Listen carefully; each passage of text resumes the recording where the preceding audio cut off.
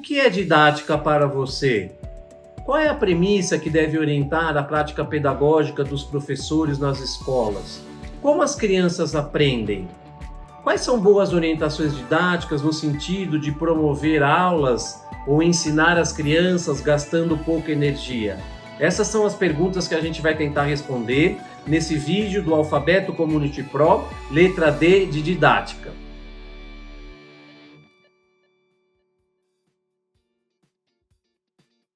Nós organizamos essas 4 perguntas em 4 tempos. Então, para organizar aqui a nossa conversa, a gente chamou esse conteúdo de didática em 4 tempos, como se fosse um jogo de futebol. No primeiro tempo, a gente vai conversar sobre o conceito, no segundo, sobre a premissa que orienta a prática, ou a premissa que deve orientar a prática pedagógica nas escolas. Depois a gente vai ter um intervalinho. No terceiro tempo a gente vai conversar sobre como as crianças aprendem. No quarto e último tempo, quais são as orientações didáticas, e aí depois tem o fim de jogo. Então vamos lá, pessoal. No nosso primeiro tempo, a pergunta orientadora é o que é didática. Logo, os professores devem conectar a palavra didática com o ensino, e está correto. Tem 2 palavras que ajudam muito a gente a definir o que é didática nessa relação com o ensino. A primeira é entender didática como a arte, ou como uma arte. Arte no sentido de que cada professor, com a sua identidade, com a sua forma de ser, pode dar a sua tinta, né? Pode fazer didática do seu jeito de ensinar. Uma segunda palavra importante para definir didática é técnica. Técnica no sentido de que o professor, com a sua experiência de dar aula no dia a dia, ele vai adquirindo alguns procedimentos, algumas estratégias que são eficazes. E isso tem a ver com a técnica, né? A técnica é aprendida, então a didática como técnica quer dizer que a gente aprende a dar aula, e a didática como arte quer dizer que cada um, na sua didática, pode imprimir o seu jeito, a sua identidade, enfim. É importante a gente entender didática como algo que conecta arte e técnica. Vamos para o segundo tempo aqui do nosso jogo, quando a gente tem a pergunta: qual é a premissa que deve orientar a prática pedagógica dos professores? Aqui na Community Pro, a gente costuma dizer que a didática, ou pensar didática, é pensar como que ensino e aprendizagem se aproximam. Isso porque acreditamos numa didática mais moderna, mais contemporânea, uma didática que quer romper com aquela fala ou com aquela proposta que normalmente a gente escutava nas escolas, do tipo: eu ensinei, mas fulano não aprendeu. Atualmente, aqui para a Community Pro, essa fala é um equívoco, né? Porque, como eu disse antes, a gente busca conectar ensino com aprendizagem. O que a gente está querendo dizer? Que para definir o que é didática e para pensar didática, a gente tem que levar em consideração essa premissa, que ensino e aprendizagem são complementares, indissociáveis e irredutíveis. Aqui na Community Pro a gente usa então uma frase que para nós é muito significativa: só há ensino se houver aprendizagem. A gente chegou no intervalo aqui da nossa conversa, e nesse intervalo a gente faz uma brincadeira de deixar uma dica para todos os professores e professoras. A pergunta que aparece aqui é: estás a fim de melhorar a sua didática? A dica primeira, a dica é, num primeiro passo, filmar as aulas. Eu costumo dizer que todo professor, pelo menos uma vez na vida, deve filmar a sua aula. E em filmando a sua aula, depois assistir e num contexto de prática reflexiva, pensar sobre o que deu certo e o que você faria diferente numa nova oportunidade. Se você cumprir com esses 2 passos, filmar a sua aula, assistir na perspectiva da prática reflexiva, muito provavelmente você vai melhorar a sua didática e você vai ensinar melhor as crianças, e elas, consequentemente, vão aprender melhor. O terceiro tempo é composto por essa pergunta: como as crianças aprendem?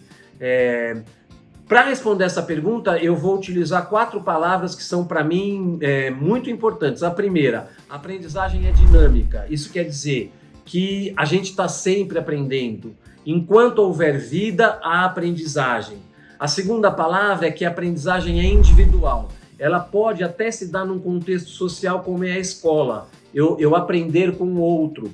Mas é preciso entender que a aprendizagem ela é individual com a ideia de que se eu não quiser aprender, ninguém vai me ensinar. A terceira palavra é reconstrutiva. A aprendizagem é reconstrutiva. O que isso quer dizer? Quer dizer que a gente está sempre reconstruindo, ressignificando o nosso conhecimento. E isso nos permite conversar sobre algo que às vezes é muito arraigado nas escolas, como se o aluno, né, fosse um vaso vazio, ou o estudante, ou a criança, ou o jovem fosse um vaso vazio, onde a gente vai depositando o conhecimento. Se a gente compreender que a aprendizagem é reconstrutiva, a gente provavelmente rompe com essa ideia. Então, reconstrutiva no sentido de reconstruir, ressignificar, sempre a partir de um conhecimento prévio. E a última palavra é aprendizagem, ou pensar a aprendizagem como algo irreversível.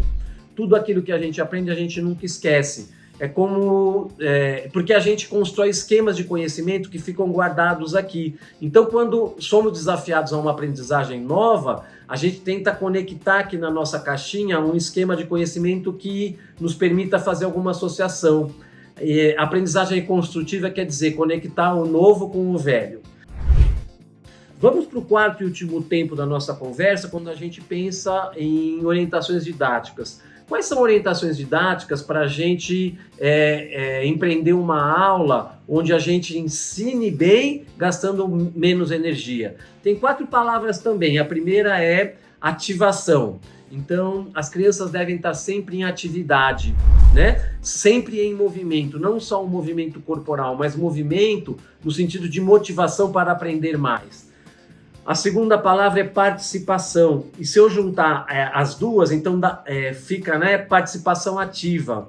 Uma boa orientação didática para professores é pensar em sempre convidar as crianças a participar ativamente do seu processo de construção de conhecimento. A terceira palavra é interação. Existe uma máxima que a gente aprende interagindo com os objetos de conhecimento. Então, uma orientação didática importante para professor é promover infinitas, diversas interações entre as crianças com os objetos a serem conhecidos. A última palavra, que até está grifado, essa palavra está grifada porque tem a ver com o próximo episódio do nosso alfabeto, é experimentação.